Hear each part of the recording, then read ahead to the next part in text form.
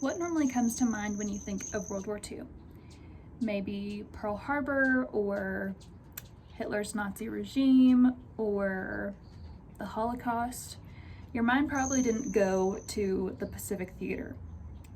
And even more specifically, it didn't go to Japan's atrocities committed on the Chinese during World War II. Today, I will be talking about the buildup, the occurrence, and how Japan's massacre of Nanjing, China, affected the future. The buildup of this massacre occurred over decades. Japan's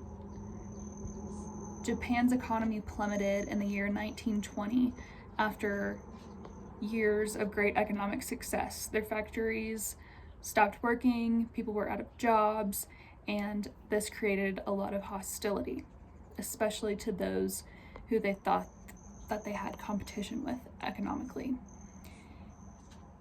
And then the government fell under a military regime, which also increased animosities between them and their neighbors.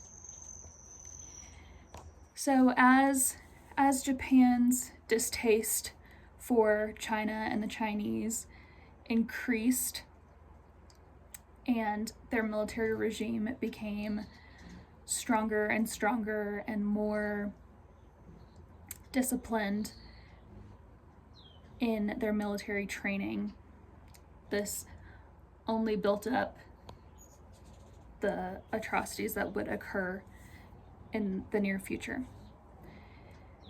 The massacre on Nanjing, also referred to as the Rape of Nanjing, or the Western version, the Rape of Nanking,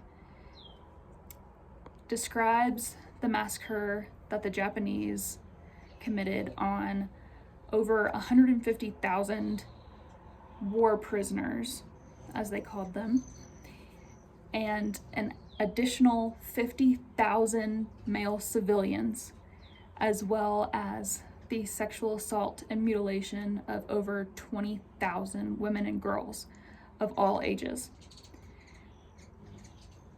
When I include my visual aids, I will not be including pictures from this event, as they have mainly been destroyed or tried to have wiped from the face of the earth, but I will not be including pictures of this atrocity. No one needs to see that. I also will not be going into great detail about the specifics whenever I say mutilation. It really is a horrific event, and people just don't know about it. And that's why I chose this topic. So, back to my practice speech, I'm sorry. How this affected the world in the future. Japan has tried its very hardest to not ever discuss any war crimes that they have committed.